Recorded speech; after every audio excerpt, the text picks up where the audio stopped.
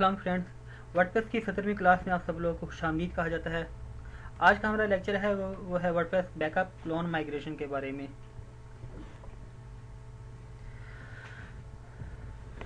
हम जब भी कोई भी नई वेबसाइट बनाते हैं तो उस पर काफ़ी मेहनत करते हैं और हफ्ता 2 हफ्ते भी हम इस वेबसाइट पे लगा लेते हैं।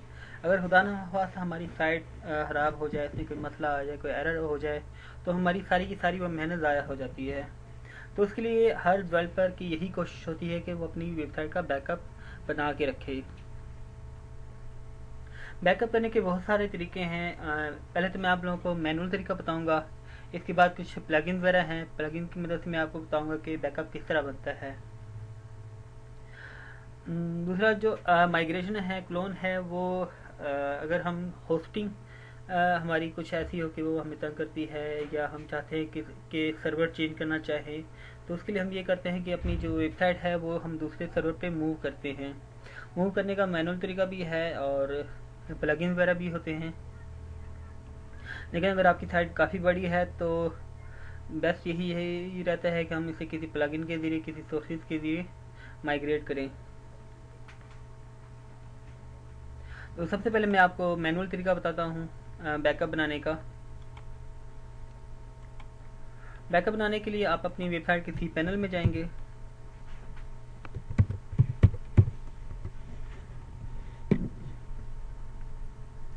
और बैकअप जो हमारी वेबसाइट का होता है उसमें दो चीज़ें खास और लाजमी होती हैं। एक आपकी वेबसाइट की फाइलें और दूसरा आपकी वेबसाइट का जो डाटाबेस होता है जिसे हम अपनी वेबसाइट को कनेक्ट करते हैं, डाटाबेस बनाते हैं।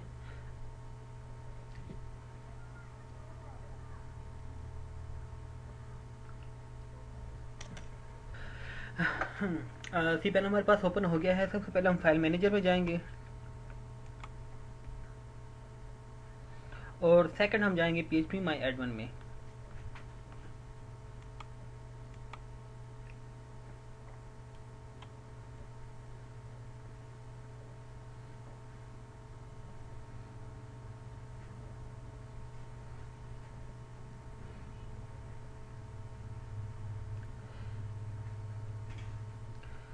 पब्लिक HTML में हमारी असल फाइलें होती हैं और यहाँ पे जो हमारे वेबसाइट का जितना भी डाटा आ गया है, यहाँ पे ओल्ड फोल्डर के नाम से, BK के नाम से पुरानी कोई वेबसाइटें पड़ी हुई हैं।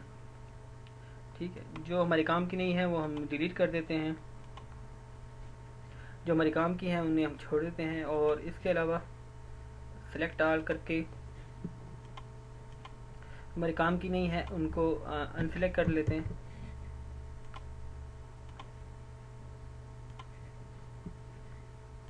कंट्रोल आप प्रेस करके रखेंगे तो ये अनसेलेक्ट होते जाएंगे। ठीक है, और ये जो डाटा है ये हमारे काम का है, ये वर्डप्रेस का असल जो है डाटा है।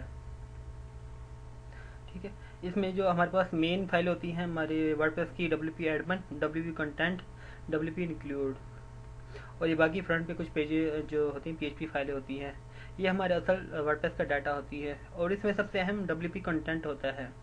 अगर आप बाकी वेबसाइट WP एडमिन या WP इंक्लूड वो कॉपी ना भी करें तो कोई मसला नहीं होता। आप किसी दूसरी जगह पे जब आप वेबसाइट लेकर जाएंगे तो वहाँ पे पहले ही से कोई वर्डप्रेस इंस्टॉल कर दें और WP कंटेंट का जो है वहाँ पे जो डाटा है उसको वहाँ पे उस पर रिप्लेस कर दें और नेक्स्ट उसे डाटाबेस से कनेक्ट कर दें तो आपकी जो वेबसाइट का जो है माइग्रेशन वो भी हो जाएगी।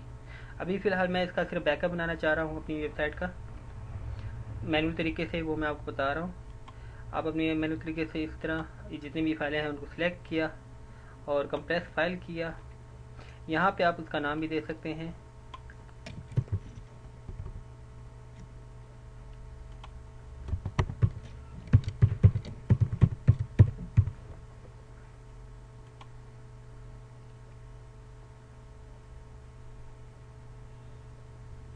ये बैकअप करना शुरू कर देगा। नेक्स्ट आते हैं डाटाबेस की तरफ। डाटाबेस यहाँ पे तो काफ़ी सारे हैं। अभी ये देखना पड़ेगा हमारा जो डाटाबेस है वो कौन सा है। उसके लिए इस तरह करते हैं, फाइल मैनेजर में दोबारा जाते हैं। ये वर्किंग कर रहा है, इसको हम नहीं छेड़ते। कुछ नेट की स्पीड भी स्लो है इसलिए टाइम ले रहा है इसमें। हम दोबारा आते हैं पब्लिक HTML में और यहाँ से हम आइडिया लगाते हैं कि हमारा जो वर्डप्रेस था उसका जो डेटाबेस था उसका नाम क्या है। जो मेन चीज़ है जिसमें डेटाबेस की सेटिंग होती है वर्डप्रेस में, उसका नाम है wp-config। और ये बहुत अहम फाइल है, अगर ये डिलीट हो गई तो समझ लें हमारा डेटाबेस कनेक्शन हमारी वेबसाइट से टूट जाएगा और हमारी साइट पे डेटाबेस कनेक्शन का एरर आएगा।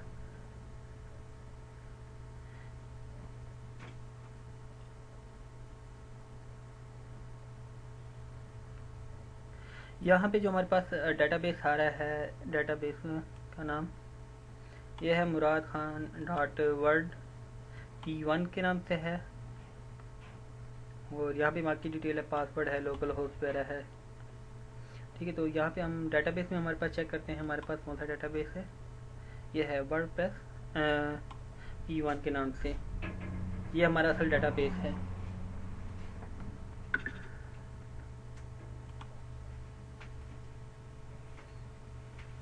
इसको हम ओपन करते हैं। ठीक है, और ये हमारे पास जितने भी हमारे वर्डप्रेस है इसकी सारी की सारी डिटेल आ गई है। पहले तो हम ये चेक करते हैं कि यहाँ पे मज़ीद पेजेस तो नहीं आ रहे। तो यहाँ पे कोई पेजेस वगैरह नहीं है, हम इसको सिलेक्ट ऑल करते हैं, चेक ऑल, और एक्सपोर्ट करते हैं।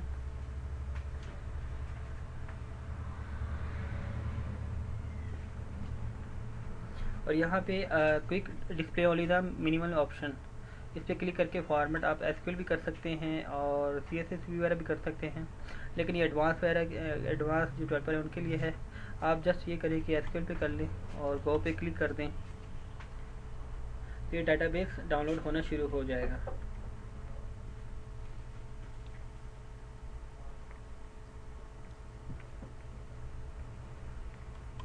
सेव फाइल किया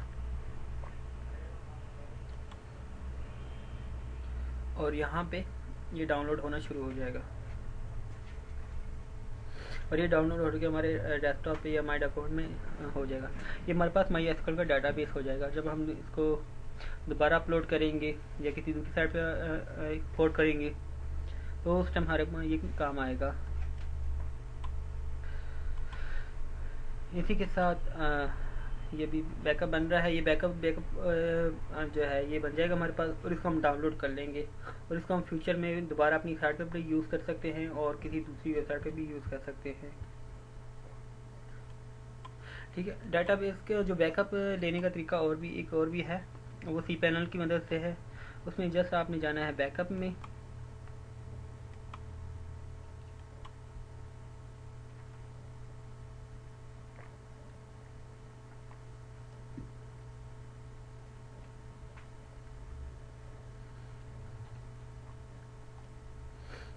और यहाँ पे आप दो तरीक़ों से अपना जो है बैकअप डाउनलोड कर सकते हैं।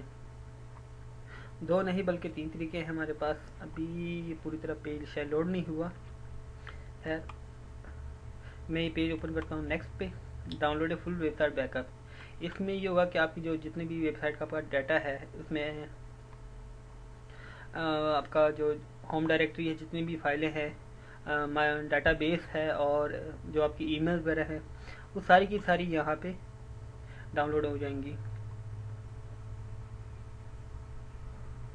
जनरेट बैकअप पे क्लिक करते हैं तो यहाँ पे हमारे पास थोड़ी देर तक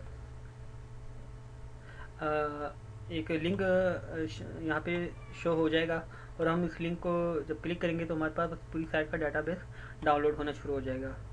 तो ये थोड़ा सा टाइम लेता है। ठीक है, तो आप अगर आपके पास cPanel है तो आप इसको चेक कर सकते हैं और इसके अलावा ये आपको नोटिफिकेशन भी भेज देगा जब आपका डाटाबेस क्रिएट हो जाएगा। दूसरा तरीका यह है कि जो आपका अगर कुछ cPanel जो होते हैं होस्टिंग प्रोवाइडर, वो आपको ये फैसिलिटी भी देते हैं कि आप डेली, वीकली, मंथली के हिसाब से अपनी वेबसाइट का बैकअप भी डाउनलोड कर सकते हैं। अगर आज का बैकअप करना है तो आप आज का डाउनलोड कर सकते हैं, अगर वीकली करना चाहते हैं तो वो ये भी कर सकते हैं।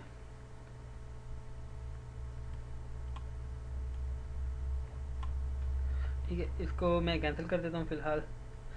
ये डाउनलोड होना शुरू हो जाएगा। इसमें भी हमारा जो में डाटाबेस भी होता है और फाइल भी होती हैं। दूसरा ये हमारे पास ये डाटाबेस की ये भी लिस्ट है, यहाँ से भी हम डायरेक्टली अपना जो डाटाबेस है वो डाउनलोड कर सकते हैं। तो हमारा जो डाटाबेस ये था वर्डप्रेस 1, इसको हम डाउनलोड करेंगे तो ये भी हमारे पास डाउनलोड होना शुरू हो जाएगा, और इसको हम अपने कंप्यूटर वगैरह पे सेव कर सकते हैं। ये मैनुअली बैकअप करने का तरीका बताया है मैंने। और इसी जो भी हम अपना बैकअप अपने कंप्यूटर पे रखेंगे उसको हम दूसरी वेबसाइट पे भी अपलोड कर सकते हैं, और उसी वेबसाइट पे भी दोबारा भी अपलोड कर सकते हैं। तो अगर आप cpan वगैरह यूज़ करते हैं तो ये फुल बैकअप कभी कभी जनरेट करके डाउनलोड कर लिया करें। एक तो ये तरीका हो गया। दूसरा, अब हम जाते हैं प्लगइन के ज़रिए।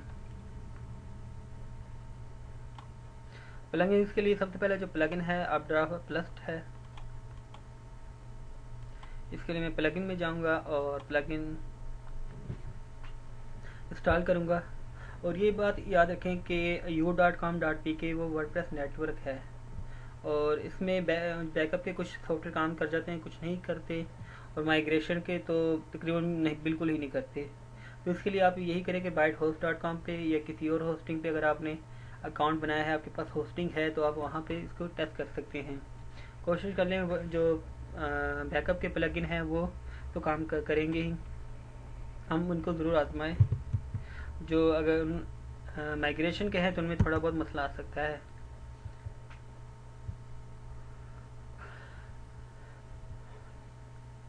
और अगर आप professional WordPress developer, website developer बनना चाहते हैं तो उसके लिए कोशिश करें कि होस्टिंग ज़रूर परचेज कर लें, क्योंकि u.com.pk जस्ट एक नेटवर्क है, टेस्टिंग के लिए है।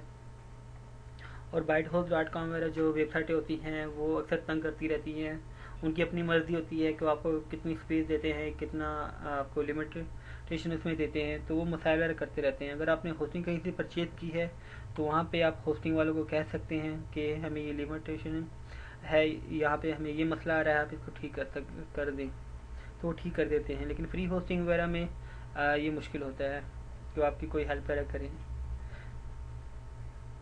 अपड्राफ्ट प्लस ये अब इंस्टॉल कर रहा हूँ।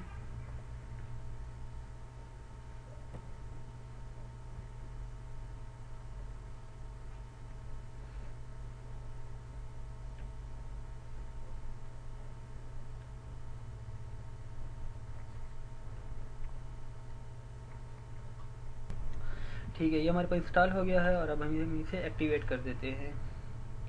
वर्डप्रेस के काफ़ी सारे प्लगइन्स हैं, आप कोई भी प्लगइन इस्तेमाल कर सकते हैं, सबका कंसेप्ट एक ही है, स्ट्रक्चर एक ही है, बस थोड़ा सा उनको समझने की ज़रूरत है कि काम किस तरह करता है।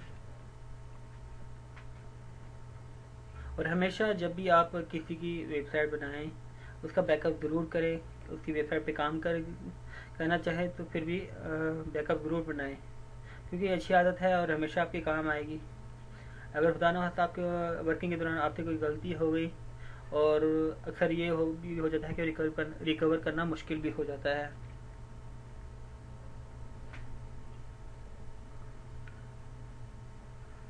तो आपके लिए मसला बन सकता है। इसलिए जब भी फाइवर पे फ्रीलांसिंग पे काम लें और किसी वेबसाइट पे काम करें तो सबसे पहले आप ये कोशिश करें कि उसकी वेबसाइट का बैकअप बना लें। जब काम कंप्लीट हो जाए फिर भी बैकअप बना लें। अक्सर ये भी होता है जो कुछ लोगों की वेबसाइटें हैक हो जाती हैं, और उसमें ये होता है कि उसकी जितनी भी फाइलें होती हैं वो सारी की सारी इन्फेक्ट हो जाती हैं, उनमें वायरस आ जाता है। तो एक एक वेबसाइट को ओपन करना, उसमें से वायरस निकालना बहुत ही मुश्किल काम है। तो उसके लिए बेस्ट हाल यही होता है, अगर आपने अपना बैकअप किया हुआ है वेबसाइट का तो आप इजीली बैकअप रिस्टोर करके 5 मिनट में वो साइट दोबारा वैसी की वैसी ला सकते हैं। वरना फाइवर पे मैं यही गिग देता हूँ वायरस रिमूवल की, और काफ़ी लोगों को ये मसले मसाइल आते रहते हैं वायरस रिमूव के। अगर मैं देखता हूँ उसमें से कोई बैकअप बनाया हुआ है रिसेंटली तो मैं उसको रिस्टोर कर देता हूँ और वो काम हो जाता है। नहीं तो फिर इसके लिए फिर काफ़ी मुझे फिर वर्किंग करनी पड़ती है। लेकिन यहाँ बैकअप रिस्टोर करने से पहले ये भी देख लें कि ये रिसेंटली बनाया गया है या पुराना है। अगर पुराना है तो फ़िलहाल उसको इग्नोर कर दें। ये ना हो कि वो उसने किसी पुरानी वेबसाइट का बैकअप रखा हो और हम उसी को रिस्टोर कर दें, जो पहली वाली वेबसाइट है वो भी गई फिर। अच्छा, वर्डप्रेस हमने ये इंस्टॉल कर दिया है। अब इसको ढूंढते हैं कि कहाँ पे आया हुआ है इसका। सेटिंग में ये है अपड्राफ्ट प्लस बैकअप।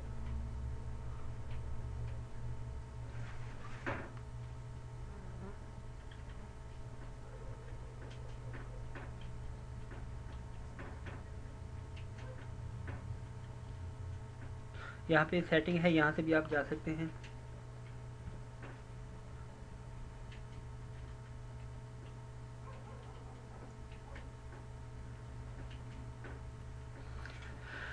कुछ स्पीड स्लो है, थोड़ा सा टाइम ले रहा है। एक चीज़ आपको वो दिखा दूँ, बैकअप मेरा क्रिएट हो चुका होगा।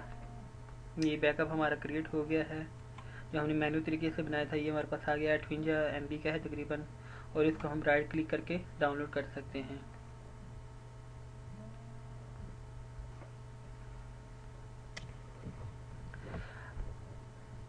यहाँ से डाउनलोड करना चाहे तो यहाँ से भी कर सकते हैं, और एक और तरीका भी है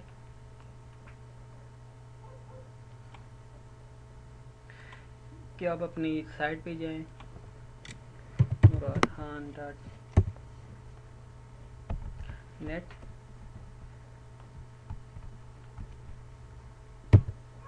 और यहाँ पे आप देखें जो आपने वेबसाइट जो बैकअप का नाम दिया साइट बैकअप.py, तो .py साइट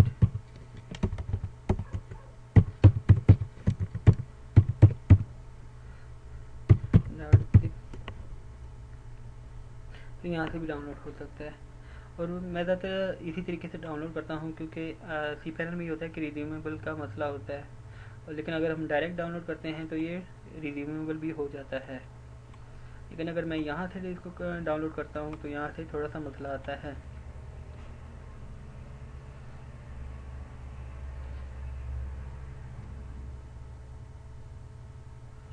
cPanel मुख्तलिफ़ किस्म के होते हैं। नॉर्मल आजकल जो है यही cPanel चल रहा होता है, लेकिन कुछ वेबसाइट होती हैं जिस तरह 1n1 है .com है, .net, या विंडो होस्टिंग के कुछ cPanel होते हैं, तो थोड़े से डिफरेंट होते हैं, लेकिन उनका प्रोसीजर वर्किंग सेम ही होता है। यहाँ से डाउनलोड हो रहा है, लेकिन ये देखें यहाँ पे रिज्यूमेबल नो बता रहा है। अगर हमें लाइट चली गई या कुछ और मसला हो गया तो ये रिज्यूमेबल नहीं होगा। दूसरा इसकी स्पीड भी कम होती है। तो बेस्ट ये होता है कि आप इस तरीके से यहाँ से इसका नाम लिखें और यहाँ से डाउनलोड करें। अगर आपने किसी फोल्डर में ये है, मिसाल के तौर पर WP एडमिन में है, तो आप साथ में WP/WP एडमिन लिखें और फिर डाउनलोड करें।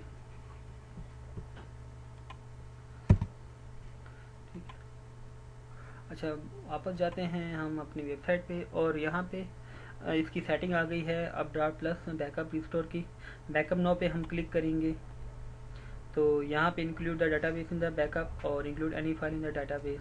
ठीक है, यहाँ पे मैंने क्लिक किया तो मज़ीद ऑप्शन आ गई हैं कि जो आप फाइल चाहते हैं कौन कौन सी चाहते हैं, plugin, theme, upload, any other directory found inside WP content. तो ये तकरीबन WP कंटेंट का ही बनाता है बैकअप वगैरह। ठीक है, तो आप यहाँ से अब बैकअप पे क्लिक करेंगे तो ये आपका बैकअप बनाना शुरू कर देगा।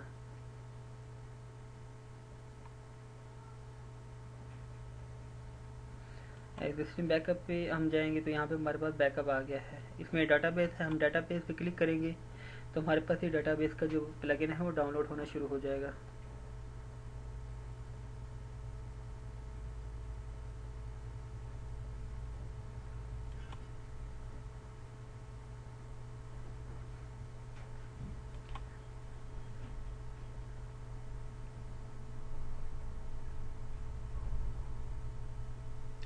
अच्छा, ये मेरे ख्याल से पुराना कोई था, मैंने पहले भी इंस्टॉल किया था, तो उसकी वजह से शायद कुछ रह गया था। इसको मैं फ़िलहाल डिलीट करता हूँ और दोबारा हम अपना बैकअप बनाते हैं। बल्कि ये हमारा बैकअप बन रहा है, क्रिएटिंग फाइल बैकअप जिप, और इसको बना रहा है।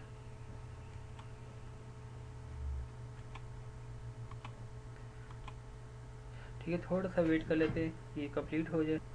अच्छा, हमारा जो है बैकअप कंप्लीट हो गया है। हम यहाँ पे चेक करते हैं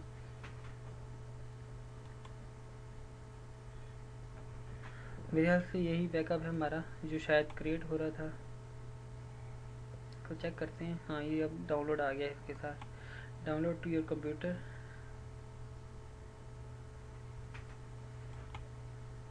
इस पर क्लिक करेंगे तो ये हमारे पास डेटाबेस आ जाएगा। इसका जो डेटाबेस का सिर्फ होगा।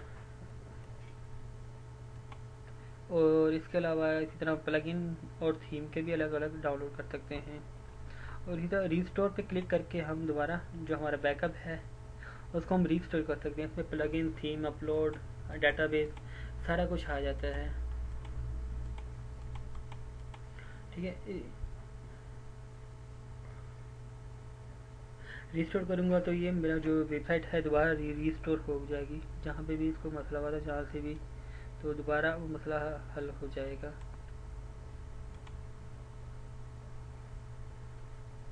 ये हमारे पास डाउनलोड हो गया। मैं डाउनलोड मैनेजर में आपको दिखाता हूँ। हमारे पास कंप्लीट है।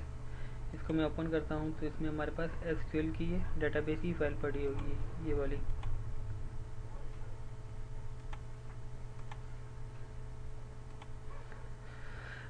अच्छा, अब ये तो ये हो गया। इसकी मज़ीद हम सेटिंग में जाते हैं।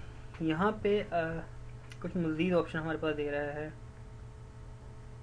अगर हम चाहते हैं कि हमारा जो बैकअप है वो किसी दूसरी सर्वर पे ट्रांसफ़र हो, मिसाल के तौर पर अगर हमारे जो वेब होस्टिंग की स्पेस है वो कम हो हमारे पास, अगर यहाँ पे मैं आपको दिखा दूँ, अगर शो हो जाए,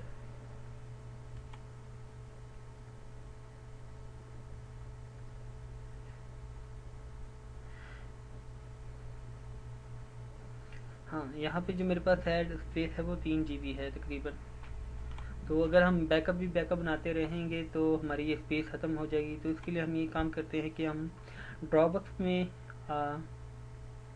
या गूगल ड्राइव में या किसी और सर्वर पे हम या ईमेल पे हम जो हमारा डेटाबेस है उसमें हम ट्रांसफ़र कर देते हैं। तो इससे ये होता है कि हमारी जो स्पेस है वो कम ही नहीं होती, और यही जो ड्रॉपबॉक्स में हमारे पास डेटाबेस होता है ये महफूज रहता है।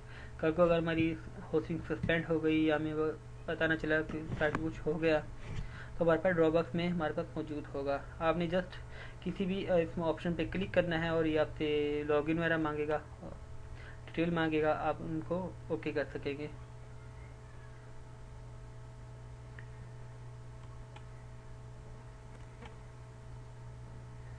यहाँ पे मैंने ड्रॉपबॉक्स पे क्लिक किया है। कह रहा है कि इस पर क्लिक करें और सेव करें और दोबारा आए तो यहाँ पे जो ड्रॉपबॉक्स की जो सेटिंग वगैरह वो हमारे पास शो हो जाएगी। यहाँ पे है ये अपना प्लस को हम कह रहे हैं कि आप ड्रॉपबॉक्स के साथ कनेक्ट करें, मैं अलाउ कर दूंगा।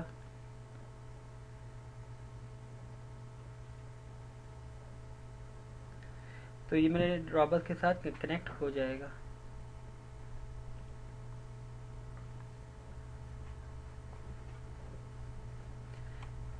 मैं दोबारा जाता हूँ तो यहाँ पे ड्रॉपबॉक्स के साथ ऑलरेडी कनेक्ट है।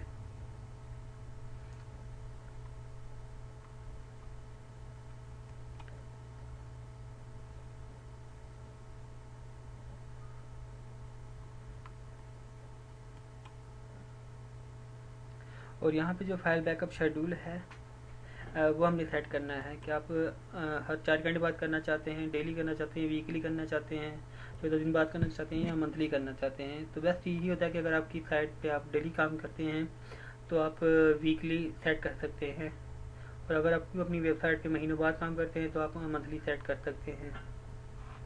और आप अपनी वेबसाइट पे लगातार काम कर रहे हैं तो आप 4 घंटे या 8 घंटे का भी सेट कर सकते हैं। अब इसको सेट कर लेंगे, और मैं वीकली सेट कर लेता हूँ और डाटा बेस का भी वीकली सेट कर लेता हूँ। अब मैं इसको सेव कर दूंगा तो ये मेरा बैकअप ऑटोमेटिकली ड्रॉपबॉक्स में सेव होता जाएगा। इसी तरह आप गूगल ड्राइव भी कनेक्ट कर सकते हैं। और मशहूर है ये FTP है। FTP ये होता है कि अगर आपका किसी और होस्टिंग पे अकाउंट है तो उसकी जो FTP डिटेल होती है वो आप यहाँ पे देख सकते हैं। FTP डिटेल आप फाइलज़ेला में भी यूज़ करते हैं, और आपकी जो होस्टिंग डिटेल है उसमें भी आपको मेंशन हुआ होता है। मैं यहाँ पे आपको FTP का सी पैनल में बता देता हूँ कि कहाँ पे डिटेल होती है। FTP अकाउंट पे हम गए और इसको माइग्रेशन के लिए भी हम फिर इस्तेमाल कर सकते हैं।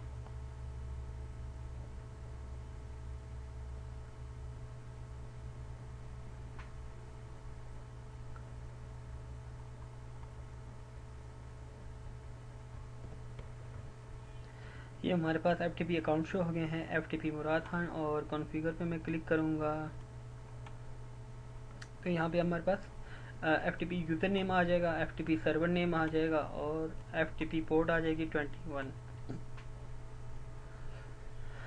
और आप इसको फाइलज़िला से भी कनेक्ट कर सकते हैं, और दूसरा यहाँ से भी डिटेल सकते हैं, सर्वर लॉगिन और यूज़र नेम जो होता है, और पासवर्ड और रिमोट पाथ, जहाँ पे आप इसको अपलोड करना चाहते हैं रिमोट सर्वर पे किसी दूसरी होस्टिंग पे।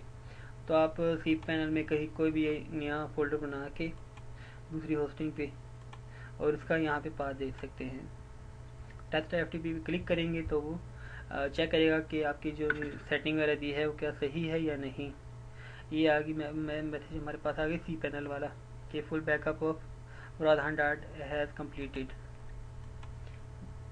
ठीक है, उसको हम बाद में चेक करते हैं जो हमारा बना है अभी। ठीक है, तो ये हमारी सेटिंग है, और आप मुख्तलिफ जो है क्लाउड सर्वर है उस पर अपलोड कर सकते हैं। वन ड्राइव है वो मेरे ख्याल से हॉटमेल का है, गूगल ड्राइव के बारे में आप सब लोग जानते हैं, या गूगल क्लाउड है, और अमेज़ोन भी है, और भी काफ़ी सारे हैं। ईमेल भी है, आप ईमेल पे भी अपना वो फॉरवर्ड कर सकते हैं। सेव करूँगा तो ईमेल की सेटिंग आ जाएगी।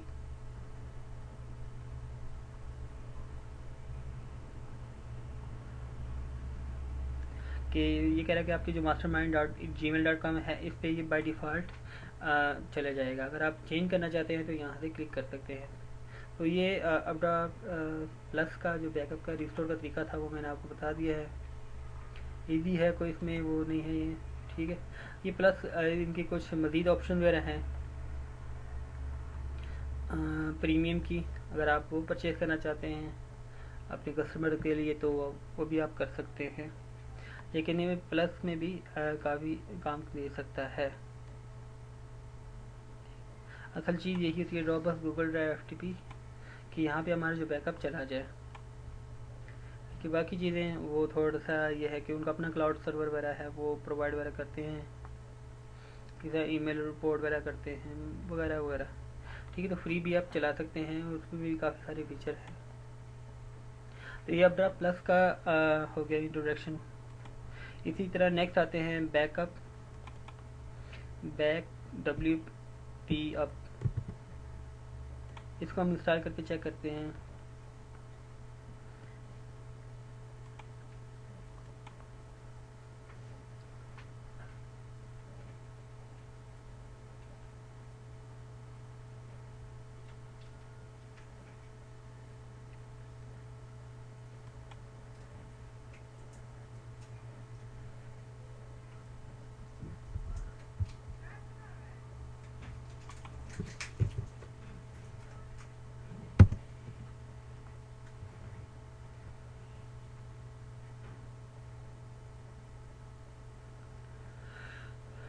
इसको मैं इंस्टॉल करता हूँ, और इसके बाद एक्टिवेट करता हूँ। वैसे तो एक सॉफ्टवेयर में काफ़ी है आज ट्यूटोरियल के हिसाब से, लेकिन मैं मोस्टली आपको इसलिए चेक करा रहा हूँ कि आप लोगों को आइडिया हो जाए कि कौन सा जो बैकअप का सॉफ्टवेयर है वो किस तरह काम करता है। तो अगर आप ये 2-3 प्लगइन के बारे में भी आप लोगों को आइडिया हो जाए तो बाकी आपके लिए इजी हो जाता है। ठीक है, इसका वेलकम पेज आ गया खुद ही। तो हम जाते हैं यहाँ पे, इसकी जो ऑप्शन वगैरह हैं, ये डैशबोर्ड पहले आ गया था। जॉब में जाता हूँ, इससे पहले हम ऐड न्यू जॉब करेंगे।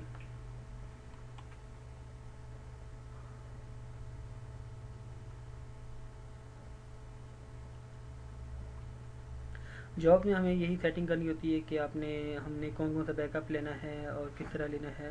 डेटाबेस बैकअप लेना है, फाइल बैकअप लेना है, एक्सएमएल रिपोर्ट एक्सपोर्ट है वो भी अगर हमने लेना चाहते हैं तो वो भी ले सकते हैं, इंस्टॉल प्लगइन लिस्ट वगैरह वगैरह। ठीक है, यहाँ से हम कह रहा है कि आपने जिप में लेना है या टार जिप में लेना है, तो आप इसमें कोई भी सिलेक्ट कर सकते हैं। और where should your backup file be store, backup to folders, back send via email, backup to FTP, backup to Dropbox वगैरह वगैरह। तो आप अपने फोल्डर भी कर सकते हैं, ईमेल भी कर सकते हैं, और एफटीपी वगैरह या ड्रॉपबॉक्स भी कर सकते हैं। इसके अलावा ऊपर इसकी सेटिंग वो बाद में चेक करते हैं, पहले इसको सेव कर लें।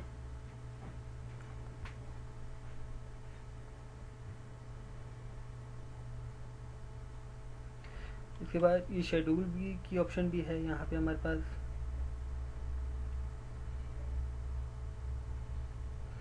कि स्टार्ट जो मैनुअली, अगर हम चाहते हैं कि हम खुद मैनुअली करें, या ये दूसरी मजीद ऑप्शन है विद वर्डप्रेस क्रॉन या इजी क्रॉन, या सेटअप अकाउंट एपीआई की फर्स्ट वगैरह। ये थोड़ी सी मुश्किल है, इनको स्किप कर दें।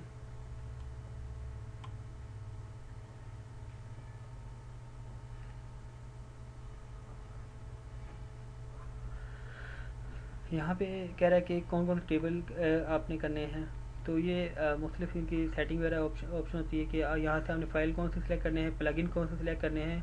और ये जो हमने सेटिंग में ऑप्शन डाली थी फोल्डर वाली, तो यहाँ पे हम ऐड करेंगे कि हमारा जो फोल्डर है वो कौन सा है। यहाँ पे ऑलरेडी उसने एक फ़ोल्डर हमारे लिए बना दिया है कि यहाँ पे ये डाउनलोड हो जाया करेगा आपका बैकअप। और ईमेल के लिए यहाँ पे हम अपनी ईमेल आईडी दे सकते हैं, तो यहाँ पे वो मूव हो जाएगा। अगर हम ड्रॉपबॉक्स वगैरह ऐड करना चाहें तो ड्रॉपबॉक्स भी ऐड कर सकते हैं। यहाँ पे ईमेल आईडी वगैरह दी हुई है, मैक्सिमम फाइल साइज वगैरह भी दिया हुआ है।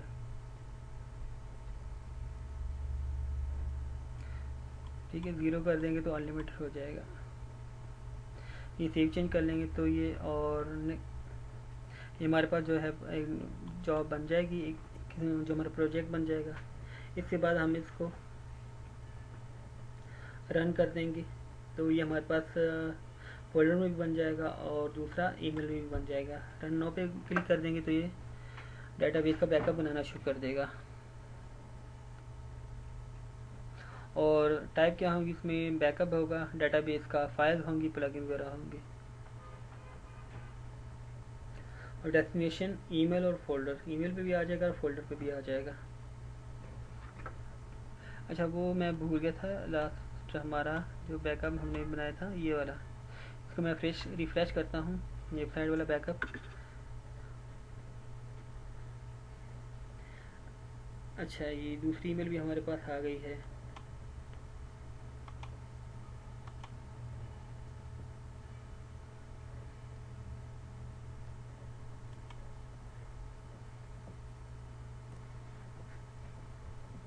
ये हमारे पास बैकअप आ गया है पूरी वेबसाइट का, जो हमने सी पैनल से की है। 237 MB है और इसमें सारी वेबसाइट हमारी शामिल है और उनका डाटाबेस भी सारा कुछ शामिल है। अच्छा, ये आ गया एरर बैकअप WP का। तो ये कह रहा है कि जो बैकअप का साइज़ है वो बहुत ही ज़्यादा है, 20 MB से ज़्यादा है, क्योंकि नॉर्मल ईमेल वगैरह मेरे ख्याल से 20 या 25 MB तक जो अलाउड करते हैं, तो ये से ज़्यादा है। तो जो दूसरा बैकअप वो बन गया है फोल्डर वाला, उसमें सेव हो गया, ईमेल वाला वो हमें पहुंचा नहीं पा रहा। ठीक है, और ये हमारे पास कंप्लीट भी हो गया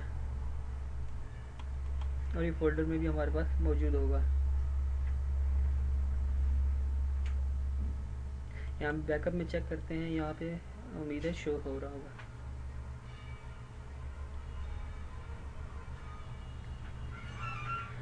ये हमारे पास बैकअप है और यहीं से हम इसको डाउनलोड भी कर सकते हैं। अच्छा, दूसरा बैकअप बडी है, ये प्रीमियम है, सॉफ्टवेयर है, पेड है। जिसके पास ये नहीं है मैं उसको शेयर कर दूंगा, तो आप इसको डाउनलोड करके अपने इसको चेक कर सकते हैं कि ये किस तरह वर्किंग करता है। बैकअप बडी का जो सबसे अच्छा फीचर वो यही है कि वो ड्रॉपबॉक्स वगैरह पे, जीमेल पे आपका बैकअप वगैरह सेंड करता है। और दूसरा इसका अपना क्लाउड सर्वर भी है, वहाँ जो आपको 1 GB होस्टिंग प्रोवाइड करता है, जिसमें आप अपना डेटाबेस स्टोर कर सकते हैं। अच्छा, यहाँ पे नहीं होगा, इसको अपलोड करता हूँ।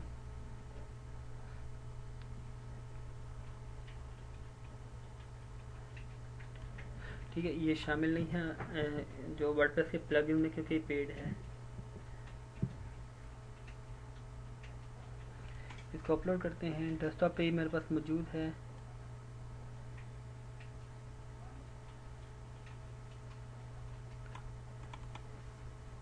ये इसको मैं इंस्टॉल करता हूँ।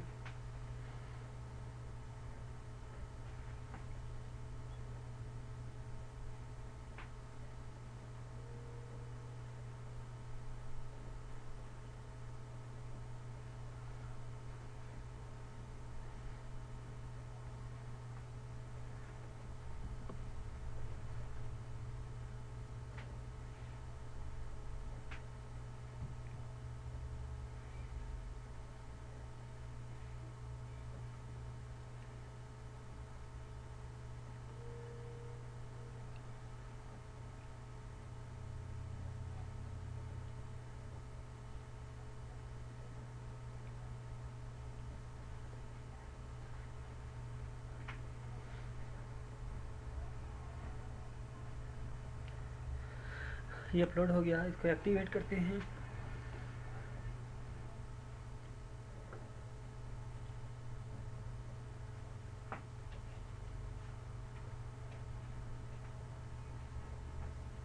ठीक है, और अब इसकी जो सेटिंग में आते हैं, हमारे पास ये है, कहाँ पे गया ये बैकअप बॉडी।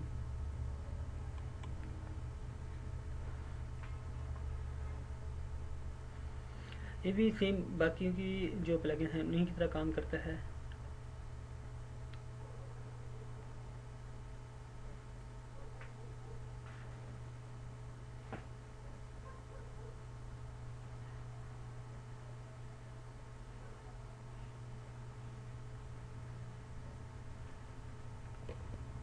ये हमारे पास सेटिंग आ गई है।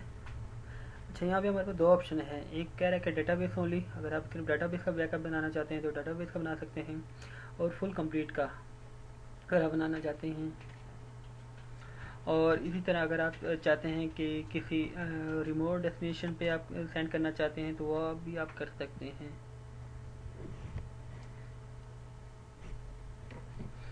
यहाँ पे भी सेम वही ड्रॉपबॉक्स की ऑप्शन है और ड्रॉपबॉक्स 2 है। ये सेटिंग के लिहाज से है। इसमें ऑप्शन है ईमेल है, एफटीपी है, लोकल डायरेक्टरी है और गूगल ड्राइव वगैरह है। इससे आप इनको कनेक्ट कर सकते हैं, जिस तरह मैंने ड्रॉपबॉक्स का किया था सेम इस तरह आप गूगल ड्राइव वगैरह से भी, और दूसरे जो इनके क्लाउड सर्वर हैं वहाँ से भी कनेक्ट कर सकते हैं, ईमेल वगैरह भी दे सकते हैं। कंप्लीट बैकअप पे मैं क्लिक करता हूँ तो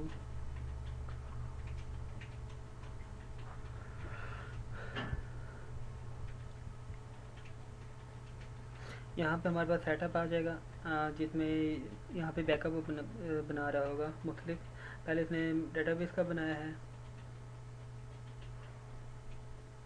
और इसके बाद इसको जिप कर रहा है, इसके बाद मज़ीद इसको सेट वगैरह करेगा।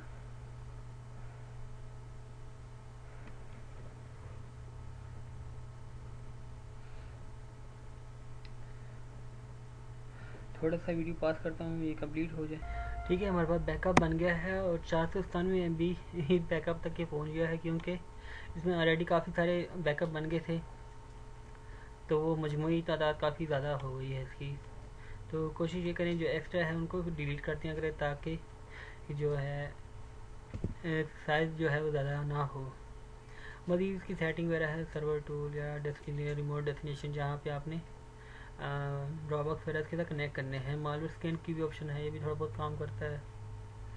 और रिमोट रिस्टोर माइग्रेशन है।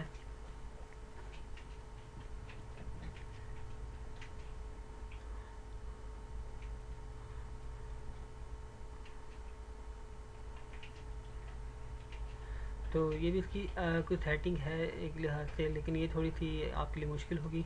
मैं आपको इंशाल्लाह इससे ईजी तरीका बताऊंगा जिससे आप कर सकेंगे। लेकिन इसका भी मैं आपको बता देता हूँ कि आप लोगों ने ये import buddy.php फाइल डाउनलोड करनी है और इसको आपने दूसरी होस्टिंग पे जाके अपलोड करना है, और वहाँ पे आपने जो है इसकी डेटाबेस की डिटेल देनी है नई वेबसाइट की। वहाँ पे आपने डेटाबेस क्रिएट करना है और उसकी जो डिटेल देनी है, तो वो एक तो वेबसाइट को इंपोर्ट कर देगा, दूसरा डेटाबेस के साथ कनेक्ट कर देगा और नई होस्टिंग पे नई वेबसाइट बन जाएगी। तो इस पर थोड़ा सा टाइम लगेगा, इसलिए मैं इसको स्किप कर देता हूँ। जो असल मेरे पास माइग्रेशन के हैं वो ये हैं डुप्लीकेटर्स, WP क्लोन और ऑल इन वन माइग्रेशन। तो मैं इनका आपको बताऊंगा। एक ये है WP ऑल बैकअप, ये भी मैंने अभी कुछ अर्से पहले देखा था और काफ़ी अच्छा लगा। मैं कहा चलो इसको भी इसमें ऐड कर लेते हैं, इसके बारे में मैं आपको बता देता हूँ।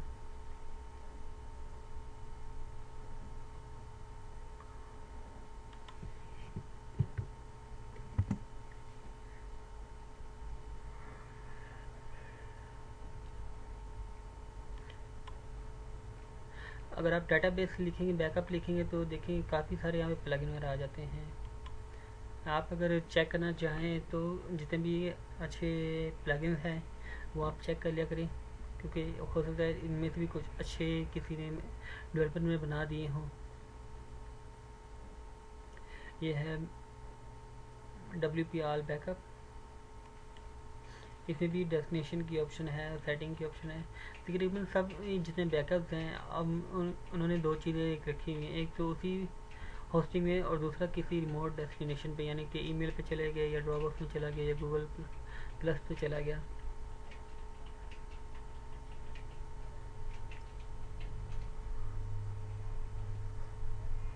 ये क्रिएट न्यू बैकअप पे क्लिक करेंगे तो ये आपका उसी टाइम बैकअप बना देगा और ये तकरीबन समझ सबसे ईजी है।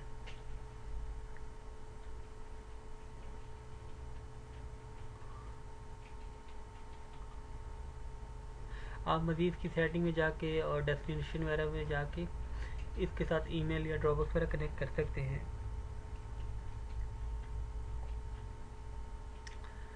इसका एक ये नुकसान समझ लें या हामी समझ लें कि ये शो नहीं करता कि कितना बैकअप क्रिएट हो गया है। तो ये कनेक्टिंग पे अभी है और बैकअप बना रहा है, लेकिन ये टाइम लगाएगा। देखते हैं ये कितना बैकअप बनाता है, कितनी देर में बनाता है।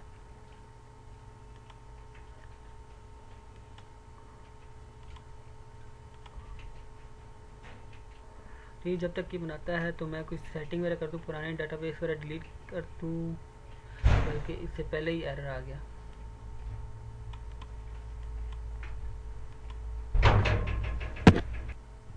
अच्छा, ये एरर इसलिए है कि कह रहा है कि जो टाइम है वो ज़्यादा हो गया है और ये मैक्सिमम टाइम में कर नहीं पा रहा। कि अगर आपकी होस्टिंग वगैरह फास्ट है, बल्कि आपका सॉरी नेट फास्ट है और दूसरा आपका जो बैकअप थोड़ा है तो ये जल्दी क्रिएट कर देगा। तो अभी शायद मेरा नेट ही स्लो है, इस वजह से ये एरर दे रहा है, लेकिन आप इनको चेक करना, ये काफ़ी अच्छा है और ज़रूर आपके काम आएगा। ठीक है, ये बैकअप के बारे में था। मुख्तलिफ मैंने 3-4 आपके सामने बैकअप यूज़ की इस्तेमाल किए हैं और आपको बताया है कि किस तरह बैकअप के ज़रिए प्लगइन्स के ज़रिए बैकअप क्रिएट किया जाता है। नेक्स्ट आते हैं, हमने बैकअप तो बना लिया है, लेकिन अगर हम चाहते हैं कि हम अपनी होस्टिंग चेंज करना चाहें, अगर मिसाल के तौर पर एक होस्टिंग वाले हमें तंग करते हैं या उनकी सर्वर ठीक नहीं है, स्पीड स्लो है, तो हम किसी दूसरे सर्वर पर मूव करना होना चाहें तो वो किस तरह होंगे। तो ये हमारी काफ़ी बड़ी वेबसाइट होगी, काफ़ी कुछ हमने काम किया होगा, तो हम इसको किस तरह मूव करेंगे इसके बारे में मैं आप लोगों को बता देता हूँ। एक तो मैनुअल तरीका है इसका भी, कि जिस तरह हमने ये वेबसाइट का बैकअप बनाया है, ये हमारे पास बैकअप है।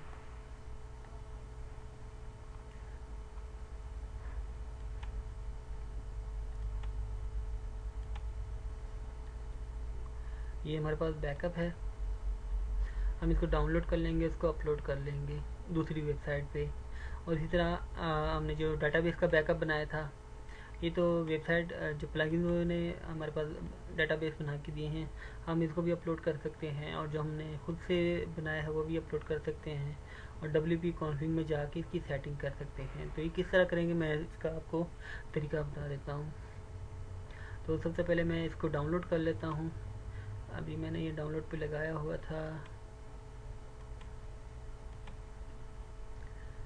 इसको मैं दोबारा डाउनलोड पे लगाता हूँ और इस तरह जो SQL था ये भी मैं डाउनलोड कर लेता हूँ।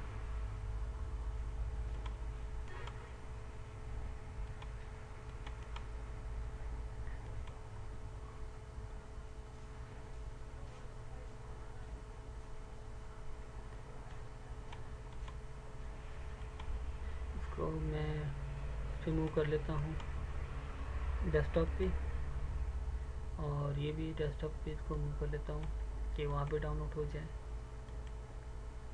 बैकअप हमारे पास डाउनलोड हो गया है, और ये है साइट का बैकअप और ये है डाटाबेस का। इसमें डाटाबेस की फ़ाइल पड़ी हुई है, और ये मेरे पास डाटाबेस की फ़ाइल है, और एक कंप्रेस है, और साइज़ का ये तकरीबन 12 MB तक है, और यहाँ पे सिर्फ ये 2 MB में है। तो जस्ट यही होता है कि आप ज़िप वाली फाइल को अपलोड करें, क्योंकि वो थोड़ा टाइम लगाती है अपलोड होने में। अच्छा, तो सबसे पहले हम स्टार्ट कर लेते हैं इसको जैम पे। जैम मैंने स्टार्ट किया हुआ है, और यहाँ पे हमारे पास ओपन है। ठीक है, तो सबसे पहले मैं जो हमारा बैकअप है इसको मूव करता हूँ अपने रैम के फोल्डर में। एक्सप्लोर पे मैं क्लिक करता हूँ, और यहाँ पे मेरे पास आ जाता है htdoc फोल्डर है, और यहाँ पे मैं इसको कॉपी कर लेता हूँ।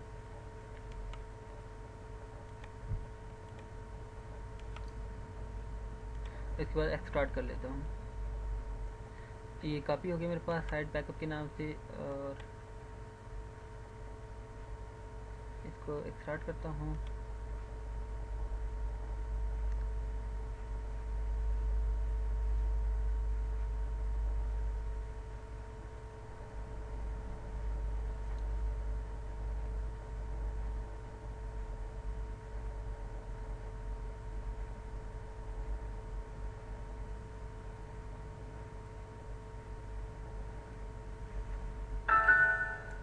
ये आगे मेरे पास, इसका मैं रीनेम कर लेता हूँ, और अब आता हूँ मैं यहाँ पे हमारे जैम में, यहाँ पे मुराद के नाम से कर लेता हूँ इसको।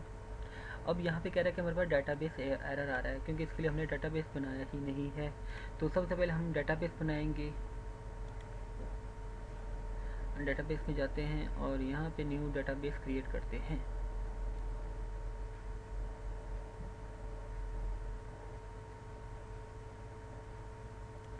डाटाबेस पे मैं क्लिक करता हूँ, और यहाँ पे न्यू डाटाबेस देता हूँ मुराद।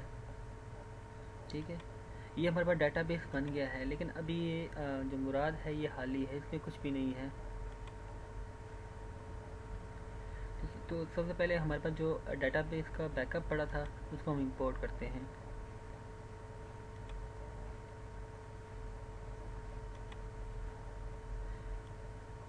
यहाँ हमारे पास दो पड़े हैं, कि ये पड़ा है SQL, और ये जिप वाला ही पड़ा है। तो जिप वाला जल्दी हो जाएगा, मैं उसको कर लेता हूँ।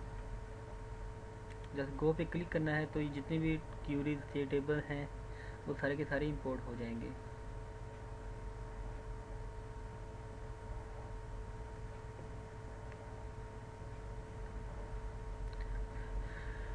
ठीक है, ये इंपोर्ट हो रहा है, और हमने अब यहाँ पे एक और काम भी करना है कि डाटाबेस क्रिएट तो हो जाएगा, लेकिन इसके साथ लिंक कैसे करेगा। इसको लिंक करने के लिए हम सेटिंग करेंगे। इसकी सेटिंग हम करेंगे, वर्डप्रेस में एक फाइल होती है WP कॉन्फिग के नाम से, हमने यहाँ पे इसको एडिट करना है।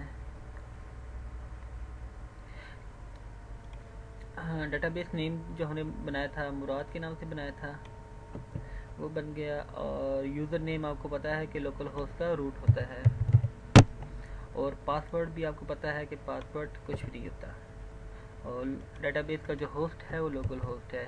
अगर आप cPanel वगैरह पे करेंगे तो वहाँ पे जो अगर होस्टिंग कंपनी है उनका ज़्यादातर अपना लोकल होस्ट होता है, जो फ्री देते हैं उनका अपना लोकल होस्ट होता है, जो पेड होता है उनका हम लोकल होस्ट ही ज़्यादातर ऐड करते हैं। आपको वैसे भी cPanel में यहाँ पे डिटेल में अक्सर आ जाती है कि आपका जो लोकल होस्ट कौन सा है।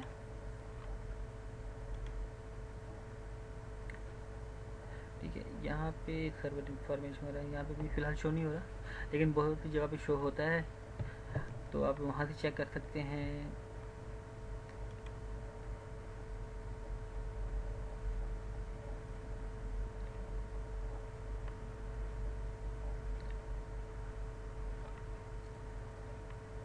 ठीक है, फिलहाल इसको रहने दें, आप लोकल होस्ट ही ज़्यादातर यूज़ करें। और अच्छा, ये हो गया हमारे पास, और कॉन्फिग फाइल मैं इसको अब सेव करता हूँ। ये देखिए हमारे पास ये जो टेबल है ये भी सारे इंपोर्ट हो गए हैं, डाटाबेस हमारे पास इंपोर्ट हो गया है और इसमें जो टेबल हैं ये हमारे पास शो हो गए हैं, जो वर्डप्रेस के बेसिक हैं और कॉमर्स के जो प्लगइन वगैरह है उसके बीच में आए हुए हैं। अब मैं अपनी साइट को रिफ़्रेश करता हूँ, ये देखिए मेरी जो वेबसाइट है वो शो हो गई है। लेकिन यहाँ पे एक मसला ये आ रहा है, आप ये देखें हेडिंग में लिखा रहा है पेज नॉट फाउंड, क्यों नहीं आ रहा? और दूसरा ये कि आप देखें ये भी पेज है ना, वो हमारा जो असल है वो नहीं आ रहा। और यहाँ पे देखें जो हमारा ओरिजिनल था इस पर ये सेटिंग वगैरह हुई, ये क्यों नहीं आ रही? ये क्यों नहीं, ये इसलिए नहीं आ रही कि हमने अभी इसकी जो लिंक है वो इसका सेट नहीं किया। जो डेटाबेस में लिंक है वो ये है muradhan.net, लेकिन हमने जो अभी न्यू पोर्ट किया लिंक चेंज है, तो लिंक हम करेंगे चेंज डेटाबेस में ही जाके।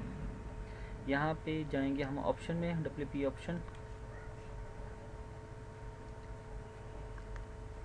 और ये साइट URL है, ये दो हैं, इन दोनों को हमने चेंज करना है। एडिट पे जाता हूँ और यहाँ पे जो हमारी न्यू वेबसाइट का लिंक है वो ये देता हूँ, कॉपी किया और यहाँ पेस्ट कर दिया और गो पे जाके इसको सेव कर दिया। ये हो गया हमारे पास। और दोबारा जाते हैं, अब दूसरा लिंक भी से हम चेंज करते हैं।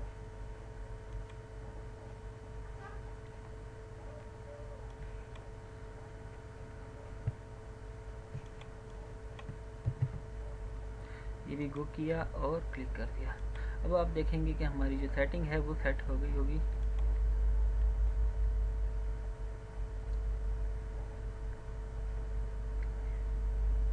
ठीक है, तो ये देखें हमारे पास जो हमारा असल होम पेज था वो शो हो गया है। अब आप WP एडमिन पे जाके जा भी सकते हैं और मज़ीद सेटिंग वो करना चाहें तो कर सकते हैं। WP एडमिन,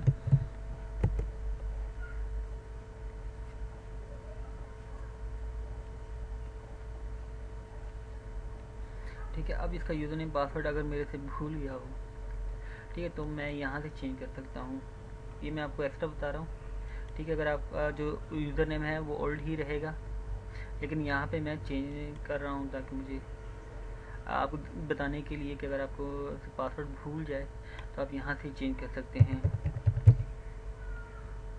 ठीक है, यहाँ पे MD5 आपने सेलेक्ट करना है जो यूज़र पास है, क्योंकि अगर आप MD5 नहीं करेंगे तो ये जो कोड वगैरह है ये डिस्टर्ब करेंगे आपको। अभी जब मैं इसको सेव कर दूंगा तो 1 2 3 4 5 ये भी चेंज हो जाएगा।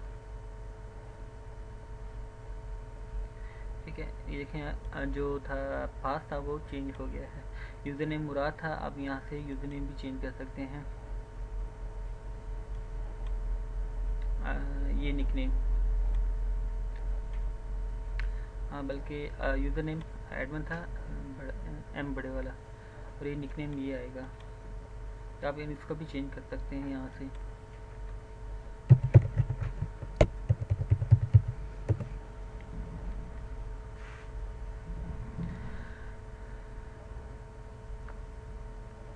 और ये देखें न्यू जो पासवर्ड के साथ ये अब लॉगिन हो गया है। ऐसे अगर आपसे पासवर्ड अब भूल जाता है तो आप फॉरगेट पे जाके लॉग आउट करता हूँ।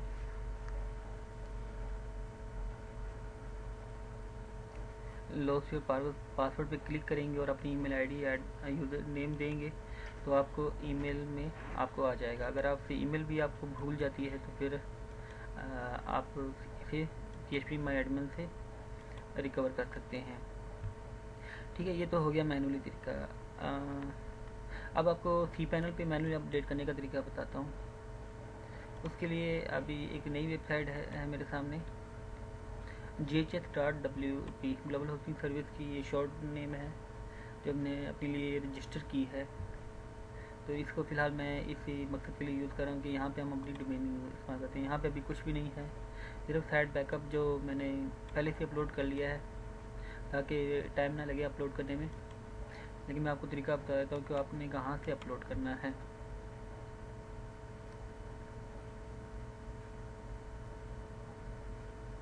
ठीक है, आपको फाइलज़िला का भी बता देता हूँ। अभी ये फाइलज़िला है, लेकिन इससे पहले सी पैनल से आपको बताता हूँ। सी पैनल में जो असल हमारा फोल्डर होता है जिसमें हमारी डॉक्यूमेंट फाइलें सारा कुछ होती हैं, पब्लिक HTML फोल्डर होता है। यहाँ से आप अपलोड पे क्लिक करेंगे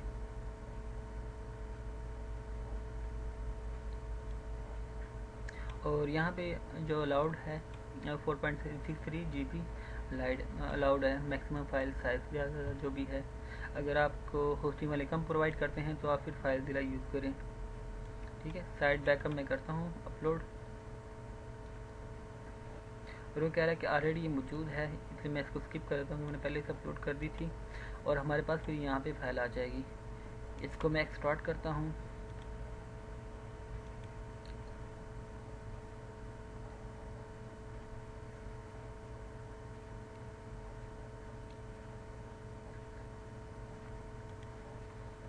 ये हमारे पास अब पूरा डाटा एक्सट्रैक्ट हो गया। फाइल के लिए मैं इसके बाद ही आपको बता देता हूँ। इसको पहले ये इसको कर लेते हैं। ठीक है, अब इसमें वेबसाइट को करता हूँ, रिफ्रेश करता हूँ। तो असल में मसला ये है कि यहाँ पे ये साइट इसलिए शो हो गई है क्योंकि जो डाटाबेस है इसका ये इसी होस्टिंग सर्वर पे है, मतलब ऑलरेडी बना हुआ है। लेकिन मैं अब इसको चेंज कर देता हूँ। ये दोनों डेटाबेस जो पुरानी साइट है muradhan.net और jj.w एक ही होस्टिंग पे है, तो इसका जो डेटाबेस है वो muradhan.net वाले को इस्तेमाल कर रहा है, तो इसलिए यहाँ पे शो हो गई है। तो इसको मैं पहले नया डेटाबेस बनाता हूँ इसके लिए, और क्रिएट डेटाबेस पे क्लिक करता हूँ। दूसरा ये कॉन्फिग फाइल भी ओपन हो गई है।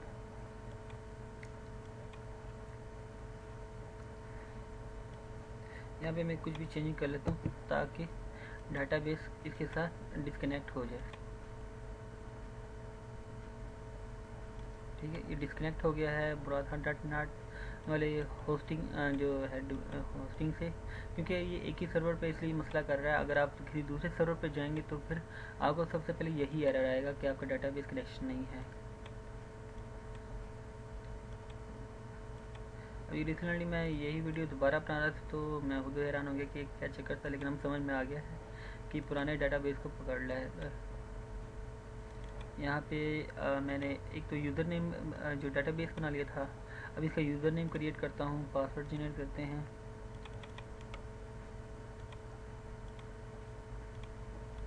इसको मैं अपने पास सेव कर लेता हूँ पासवर्ड को। ये हो गया, क्रिएट यूज़र पे क्लिक करते हैं।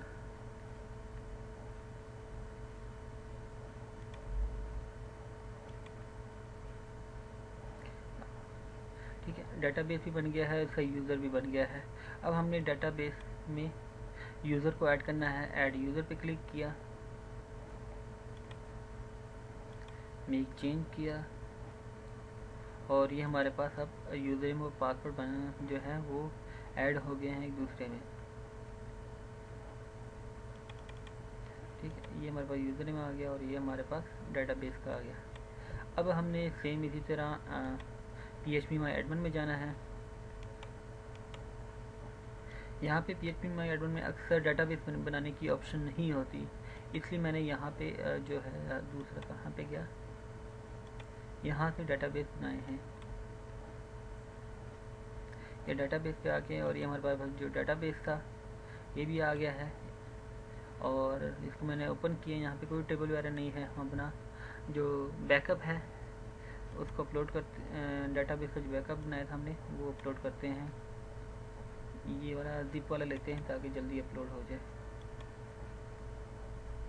ठीक है, जब तक ये अपलोड होता है हम ये जो नया डाटाबेस हमने क्रिएट किया है इसको इसकी सेटिंग करते हैं कॉन्फिग फाइल में जाके।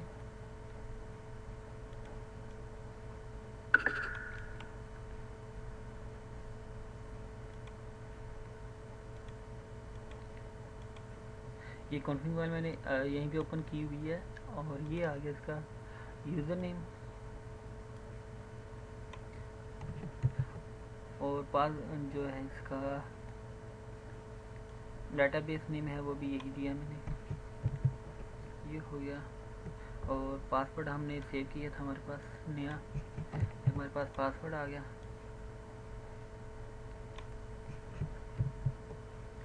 और लोकल होस्ट, ये लोकल होस्ट ही है। अब इसको हम सेव करते हैं। यहाँ पे हमारे पास जो डाटाबेस वो भी इंपोर्ट हो गया है। अब हमने मैं चेक कर लेता हूँ डाटाबेस कनेक्ट हुआ या नहीं।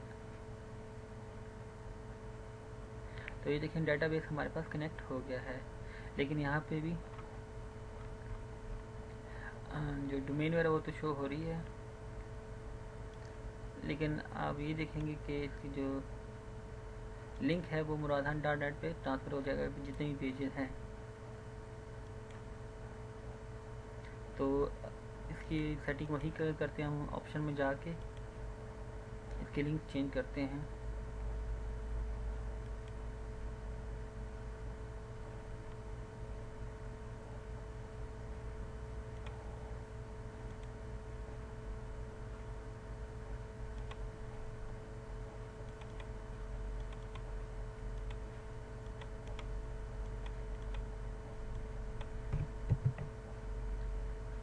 ग्रुप एक जाके इसको सेव करते हैं और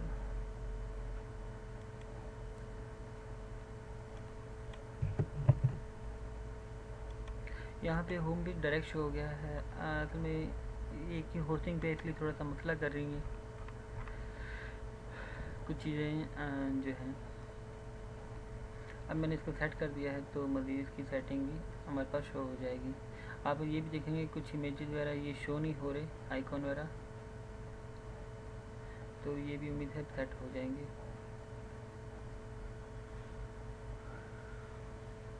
ठीक है, ये हमारे पास जो थे वो डॉट डॉट थे आ रहे थे वो भी ख़त्म हो गए हैं। और दूसरा आप देखें ब्लॉग पे मैंने क्लिक किया है तो नीचे इसका जो लिंक है वो भी JHS.W वाला ये हो गया है। मैंने शायद ये पेज रिमूव किया था या क्या किया है।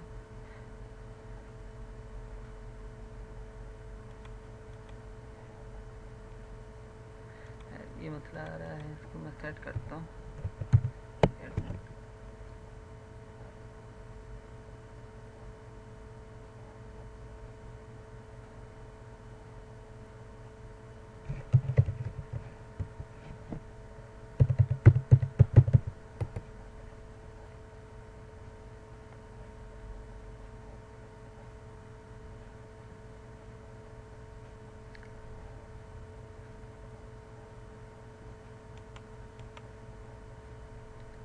इसके मैं परमानेंट जो होते हैं उसको दोबारा सेव करता हूँ। उम्मीद है फिर ये काम करना शुरू कर लेगा। उसने सेव चेंज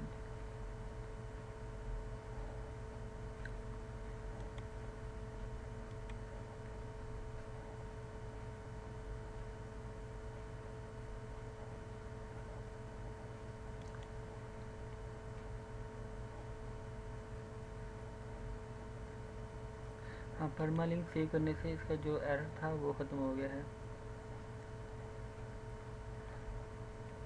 ठीक है, पेजेस भी वर्क करने शुरू हो गए। तो ये हमारी जो मैनुअल तरीका था हमने किया है एक होस्टिंग से दूसरी होस्टिंग पे मूव करने का।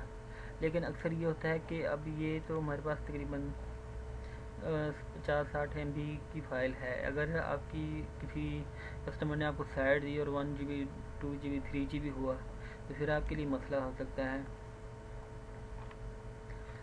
उसको अपलोड करना, क्योंकि काफ़ी टाइम लग जाएगा, 3 से 4 घंटे भी लग सकते हैं। तो आजकल तो यह नेट की स्पीड काफ़ी अच्छी होती है तो जल्दी अपलोड हो जाता है। अगर नहीं होता तो RDP भी मिल जाते हैं, आप RDP से भी कर सकते हैं। और RDP आपको बता दूँ रिमोट डेस्कटॉप कंप्यूटर होते हैं और आप वो परचेज़ कर सकते हैं।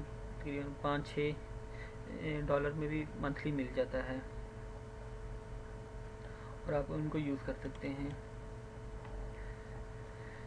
उससे ये होगा कि आपको एक कंप्यूटर पर प्रोवाइड किया जाएगा और आप यहीं पे बैठ के उस कंप्यूटर को एक्सेस कर सकेंगे और वहाँ पे उनके नेट से, उनकी नेट की स्पीड की मदद से आप कोई भी काम इजीली कर सकेंगे। अगर ये 3 GB डाटा है तो ये आपको तकरीबन 3 मिनट में वो डाउनलोड करके दे देगा।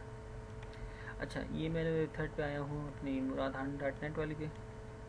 अब हमने काम करना है। एक तो मैनुअली हमने कर लिया है, अब प्लगइन इस्तेमाल करेंगे। प्लगइन से पहले मैं आपको फाइलज़िला का बताया था। फाइलज़िला के लिए मैं आपको बता देता हूँ इसका हमने किस तरह करना है। हमने जाना है FTP अकाउंट में। यहाँ पे हमारे FTP अकाउंट बने होते हैं, हम नया अकाउंट भी क्रिएट कर सकते हैं। किसी खास फोल्डर के लिए भी हम अपना FTP अकाउंट बना सकते हैं अगर हम चाहते हैं कि हम किसी और को इसकी एक्सेस वगैरह ना दें। अच्छा, ये इसमें आ गया है, हम इस पे जाते हैं अपने GHSW वाले पे। यहाँ से हम FTP अकाउंट बनाते हैं।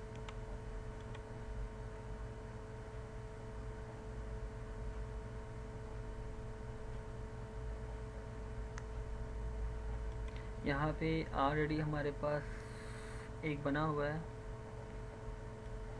FTP जो अकाउंट है, ठीक है। लेकिन मैं एक ऐसी एग्जांपल के तौर पर नया बना लेता हूँ मुराद। पासवर्ड हम इसको कोई भी दे देते हैं।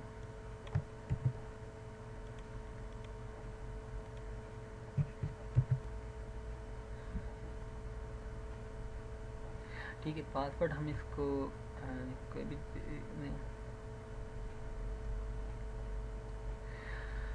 ठीक है, पासवर्ड हमने इसको कोई भी दे दिया है। और अब यहाँ पे आप लिमिटेड रख सकते हैं कि इस लिमिट से ज़्यादा वो फाइल वगैरह अपलोड ना कर सके। अगर आप किसी दूसरे को FTP अकाउंट देना चाहते हैं अपने लिए, आप अनलिमिटेड रख सकते हैं create FTP account.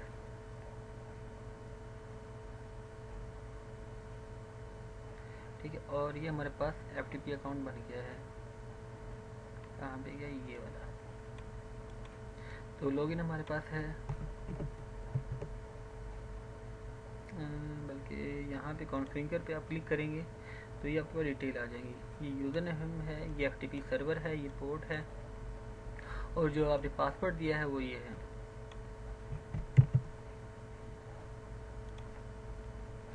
FTP host, sorry यहाँ पे आना था, FTP आना था। FTP ना भी लिखें तो कोई मसला नहीं, काम चल जाता है।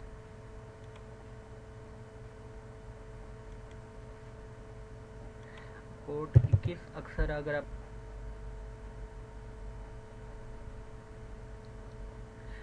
है, ये भी कनेक्ट नहीं हो रहा लेकिन हो जाता है। मैं आपको किसी और होस्टिंग पे कनेक्ट करके दे देता हूँ। ये होस्टिंग थी कस्टमर की जिसमें मैंने वर्क किया था। अच्छा, इसका भी ऑफिशियल होस्टर करते हैं।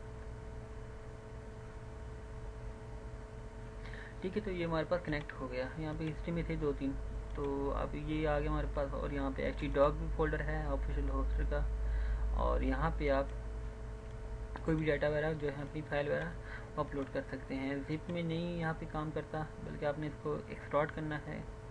एक्सट्रॉट के लिए मेरे पास ये पड़ा हुआ है बैकअप पूरा, आपने इसको पकड़ना है और इसको फाइलज़िला में अपलोड कर देना है।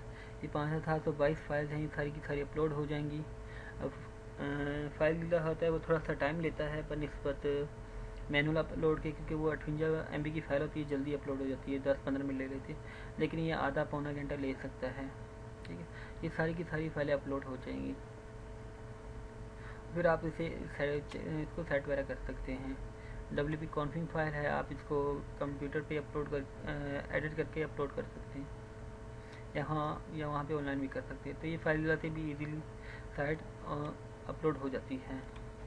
ठीक है, ये था FTP का तरीका, मैंने आप लोगों को बता दिया ताकि नेक्स्ट आप लोगों को कोई इसके बारे में मसला ना आए। अब आते हैं FTP हम यूज़ करेंगे पासवर्ड वगैरह।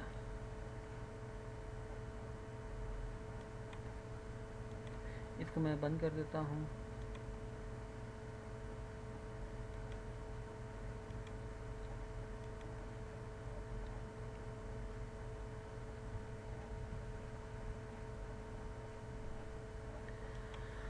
और अच्छा, ये मैंने इसलिए ओपन करके रखा हुआ है कि यहाँ पे जो बैकअप बने हैं वो काफ़ी ज़्यादा स्पेस ले गए हैं, क्योंकि प्रैक्टिस की हम करते रहते हैं तो उससे ये होता है कि कुछ शेड्यूल बैकअप वगैरह बन जाते हैं, कुछ वैसे बैकअप बन जाते हैं।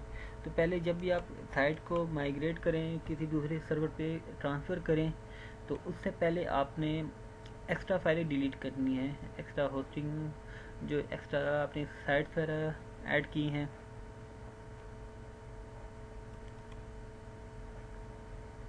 हो सकता है वो भी अक्सर प्लगइन उसको यूज़ कर लें, तो आप कोशिश करें फिर उसको थोड़ी देर के लिए रिमूव कर लें, रिमूव सॉरी नहीं बल्कि मूव कर लें। मूव आप होम डायरेक्टरी में भी कर सकते हैं और वैसे भी कर किसी और जगह भी कर सकते हैं। मैं इसको मूव ही कर लेता हूँ। वैसे ज़्यादातर जो प्लगइन हैं उनको यही ऑप्शन दिए होते हैं कि WP admin, WP content, WP include, ये फाइलें कॉपी करें। अगर वो ये फाइलें कॉपी नहीं करते तो आप अगर इसके अलावा भी वो कॉपी करते हैं तो आप एक्स्ट्रा को मूव कर सकते हैं।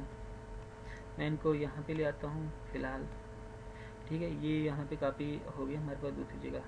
ये देखिए ये SQL की फाइलें बनी हुई हैं, ये भी हमारे लिए भी ज़रूरी नहीं है, इसको भी मैं डिलीट कर देता हूँ। और साइड बैकअप, अगर आप बैकअप की कुछ फाइलें पड़ी हैं तो वो भी मैं डिलीट कर देता हूँ।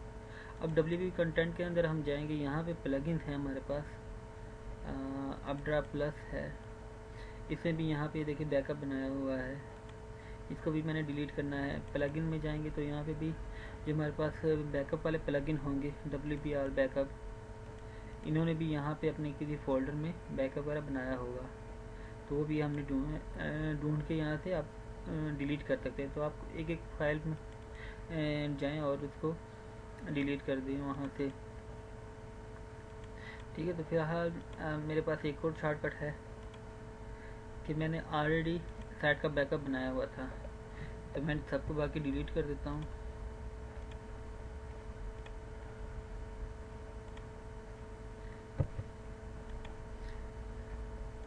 सिलेक्ट ऑल, और ठीक है, आप लोग इस तरह का काम करने से थोड़ा सा एहतियात करें, पहले कन्फर्म कर लें क्या चीज़ डिलीट करें क्या नहीं। लेकिन मुझे कन्फर्म है कि मैं क्या डिलीट कर रहा हूँ, इसलिए ये देखिए अब मेरे पास जो हो जाएगा।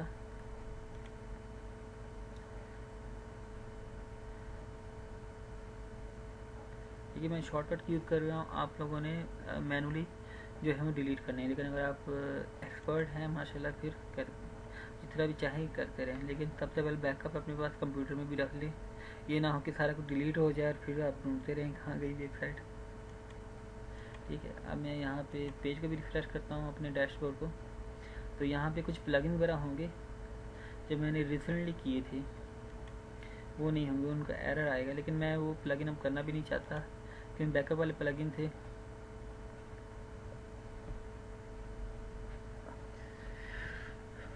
और उनकी भी मुझे ज़रूरत नहीं है, ठीक है। ये देखिए ये एरर आ रहा है कि ये प्लगइन मौजूद नहीं है, तो आप ये प्लगइन दोबारा भी करना चाहें तो कर सकते हैं, ठीक है। अब हमने प्लगइन इस्तेमाल करना है इसके लिए वेबसाइट को मूव करने के लिए, और मैं आपको ये इसका साइज़ भी दिखा देता हूँ। 2.82 MB था, GB था, अभी काफ़ी हद तक कम हो गया होगा। थोड़ा सा ये होता है कैशे वगैरह की जाती है, वो जल्दी शो नहीं करता, ठीक है। चलिए ये हो जाएगा। हमारे पास जो असल डाटा है अभी 100-150 MB का है, कुछ दूसरी वेबसाइटों का भी बैकअप पड़ा हुआ है, वो अलग है। लास्ट बैच पे मैंने इसी तरह जब लेक्चर दिया था तो वो तकरीबन स्पेस ज़्यादा होने की वजह से कुछ मसले वगैरह आ गए थे। तो सबसे पहले जो हमारे पास है अब डुप्लीकेटर है, डुप्लीकेटर को हम यूज़ कर सकते हैं। WP क्लोन है, लेकिन सबसे पहले मैं आपको WP क्लोन का तरीका बता देता हूँ क्योंकि वो बहुत इजी है। WP क्लोन आप सर्च करें,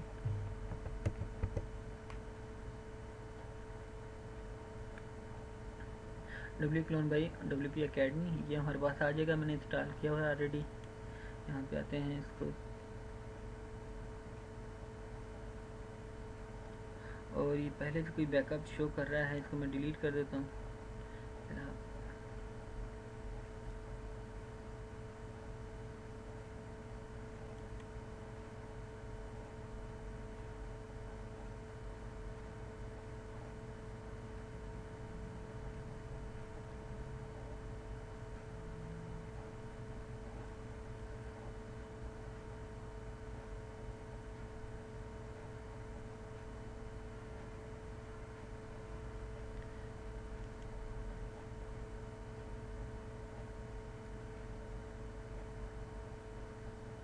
ठीक है। ये असल में मैंने जो बैकअप था वो डिलीट कर दिया था, तो इसलिए यहाँ पे अब शो हो रहा है डेटाबेस की वजह से डेटाबेस में इसकी एंट्री मौजूद है। लेकिन हम है अपने लिए दूसरा बनाते हैं, क्रिएट बैकअप पे मैं क्लिक करता हूँ और ये बैकअप इसका क्रिएट करना शुरू कर देगा। 2 से 3 मिनट लेगा। चले, अगर ये यहाँ पे मसला करता है तो हमारे पास ये मौजूद है, इसको हम करते हैं ट्राई। मुरादान अली ये वेबसाइट GHS.WP थी, यहाँ पे हम WP क्लोन मौजूद है हमारे पास।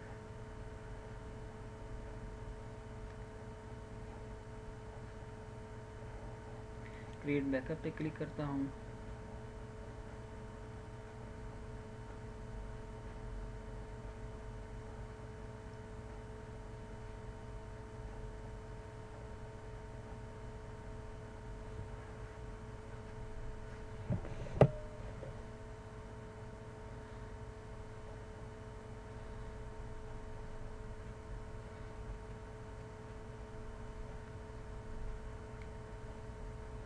ठीक है, ये 52 MB का हमारे पास इसने बैकअप बना के दे दिया है। अच्छा, अब अपनी दूसरी होस्टिंग पे जाना है। ये वेबसाइट अभी शो देखता हूँ, अगर ये साइज़ कम कर दे तो हम इसी पे दूसरी होस्टिंग कर सकते हैं, लेकिन ये भी इसको कुछ मसला हो गया है, छोड़ें इसको। मैं ऐसा करता हूँ कि ये GHS.W पे ही अपलोड कर लेते हैं। तो उसके लिए हमने ये करना है कि एक नई वेबसाइट बनानी है, वर्डप्रेस इंस्टॉल करना है, और दूसरा मैं एक इसमें सब डोमेन भी ऐड कर लेता हूँ। सब डोमेन इस तरह हो जाएगा कि हम उसमें नया जो है वो अपलोड कर देंगे। मुराद नाम रख लेते हैं।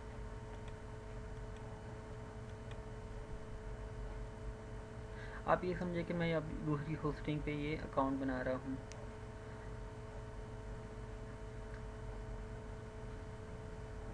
ये हमारे पास न्यू अकाउंट बन गया है,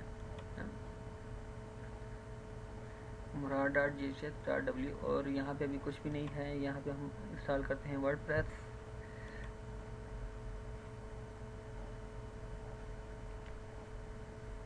और इंस्टॉल वर्डप्रेस पे क्लिक करता हूँ।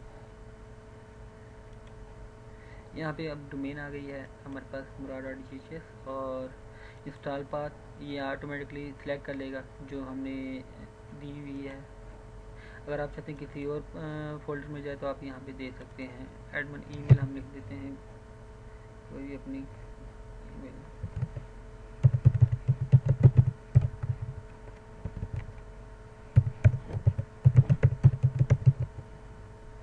लोग टाइटल मुराद, एडमिन यूज़र मुराद।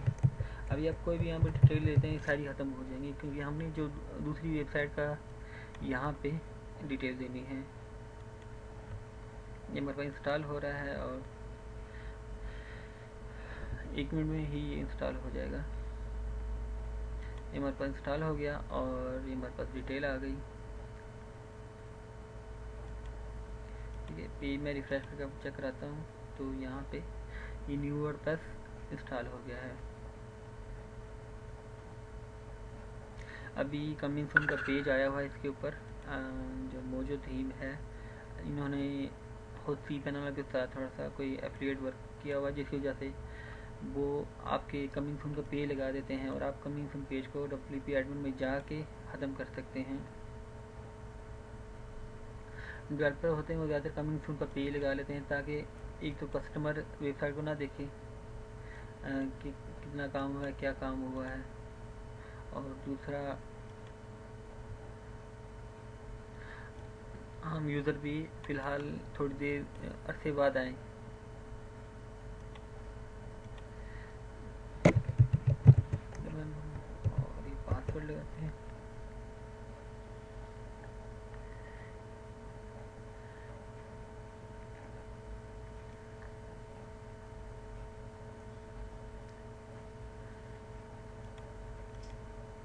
ठीक है, अब यहाँ पे हमने सबसे पहले क्या करना है कि WP क्लोन का जो प्लगइन है वो इंस्टॉल करना है।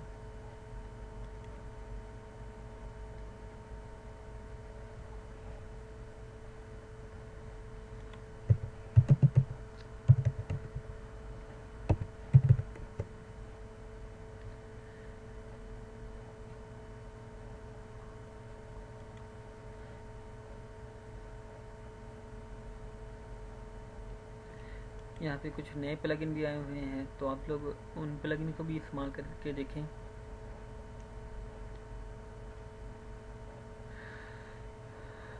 अच्छा, ये कह रहा कमिंग सून का पेज था, इसको मैं ख़त्म कर देता हूँ।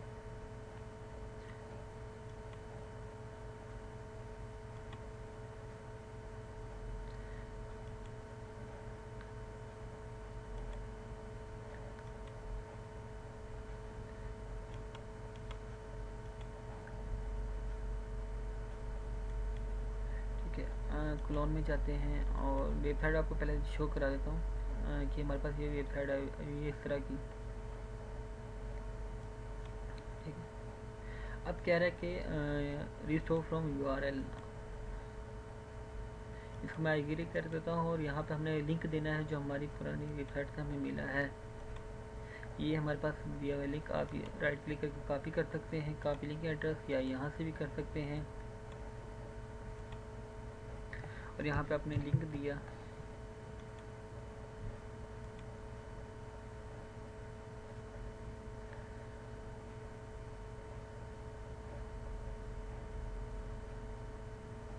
और ये देखिए 5 मिनट में आपकी साइट जो थी वो माइग्रेट हो गई है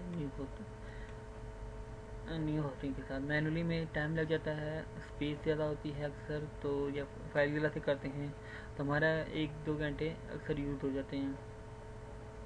लेकिन प्लगइन की मदद से आप देखें कि कितनी जल्दी ये हो गया है।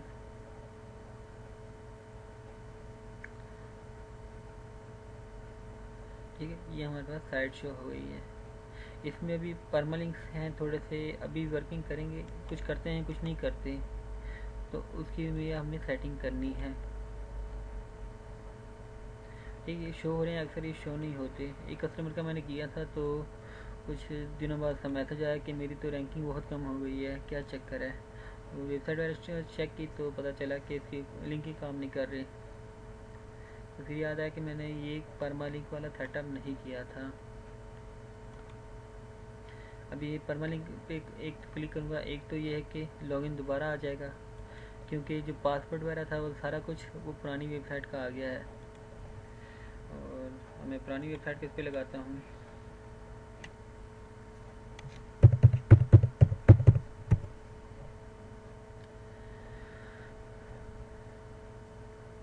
अब दोबारा ये लॉगिन होगा और ये पुरानी वेबसाइट का जितना भी सेटअप था हमारे पास आ जाएगा। स्लाइडर ई कॉमर्स वगैरह वगैरह वगैरह सारा कुछ आ गया है। और सेव चेंज पे हम क्लिक करता हूँ तो इसके परमालिंक भी सेव हो गए। और ये हमारा WP क्लोन के जरिए हमारा जो सेटअप था, माइग्रेशन थी, वो कंप्लीट हो गई है। ठीक है, डुप्लीकेट थोड़ा सा मसला करता है, इसलिए इसको स्किप करते हैं फ़िलहाल। और ऑल इन वन माइग्रेशन है, इसका मैं आपको बता देता हूँ।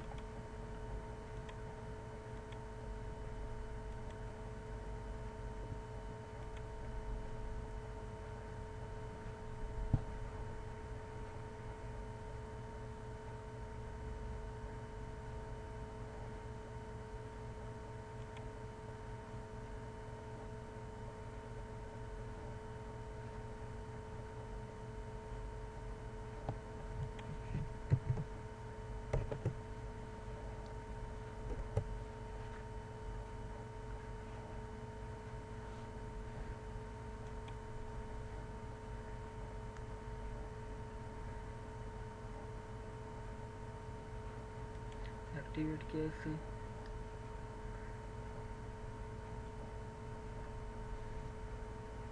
और यहाँ पे इसकी जो सेटिंग है बहुत ईजी है।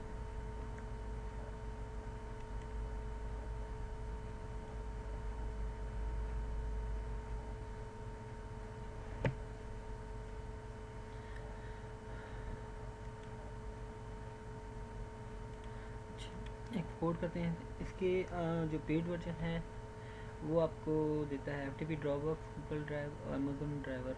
जो फ्री है वो आपको ये इसमें देता है सिर्फ फाइल का। फाइल पे आप क्लिक करेंगे तो ये एक्सपोर्ट करना शुरू कर देगा।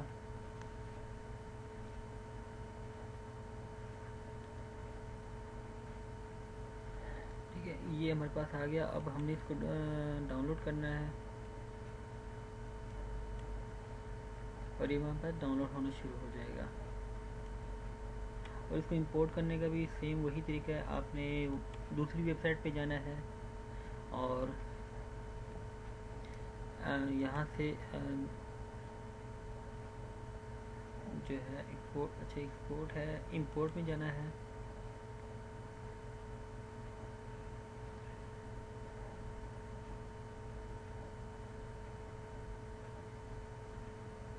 और इंपोर्ट फ्रॉम आपने फाइल करना है।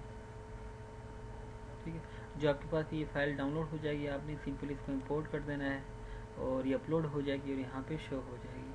सेम जिस तरह WP क्लोन का सेटअप था। WP क्लोन का तो ये था कि लिंक था, आपने लिंक प्रोवाइड करना था और ये फाइल है, यहाँ से आप अपलोड कर देंगे। इसके बाद आपने परमालिंक सेट करने हैं सेटिंग में जाके और आपकी सेटिंग हो जाएगी। ठीक है, उम्मीद है आपको ये वर्डप्रेस का भी आइडिया हो गया होगा। डुप्लीकेटर का थोड़ा सा प्रॉब्लम कर रहा था, इसलिए मैं ये नहीं करवा रहा। इसके अलावा भी काफ़ी अच्छे प्लगइन्स हैं, आप वो यूज़ कर सकते हैं।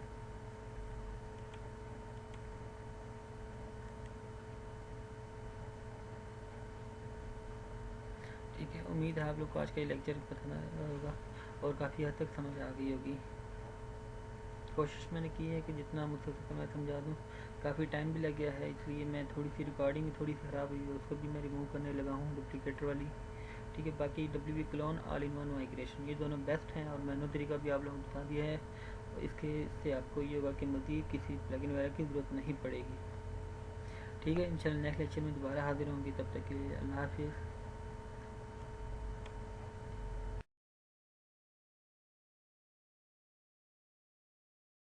होगा नहीं क्योंकि मैंने साइट डिलीट कर दी थी गलती से, लेकिन उसका भी मुझे अभी मैं आपको बताता हूँ। साइट डिलीट तो हो गई है लेकिन अभी भी ये मौजूद है हमारे पास। और यहाँ पे एक फोल्डर है ट्रैश, इसमें हमारे सारा डाटा पड़ा हुआ है। ठीक है, इसको हम दोबारा सेलेक्ट करते हैं, मूव करते हैं। अभी मैं यही रिसाइकल बिन वाला जो था फाइल था वो ढूंढ रहा था, जो नहीं मिल रही थी और इतनी स्पेस ले रहा था। इसी तरह मुराद खान .net में भी अब मैं आऊँगा। यहाँ पे अभी भी जो स्पेस ज़्यादा थी उसका भी यहाँ सेटिंग में जाके हमने शो इनर फोल्डर करना है, ट्रैश का फोल्डर आ जाएगा।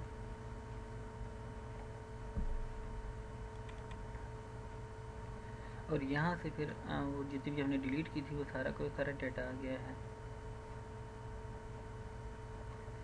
ठीक है, यहाँ पे मैं कंटेंट वाला और बाकी डिलीट कर देता हूँ, जो मुझे चाहिए वो यही पे है, ट्रैश में ही रहे, तो बाद में मूव कर लूँगा। तो उम्मीद है cPanel का साइज काफ़ी हद तक इससे मुतासर हो गया होगा। ये 4 से 1 MB अब आएगा। ठीक है, ट्रैश अभी ने रिसेंटली ऐड किया है।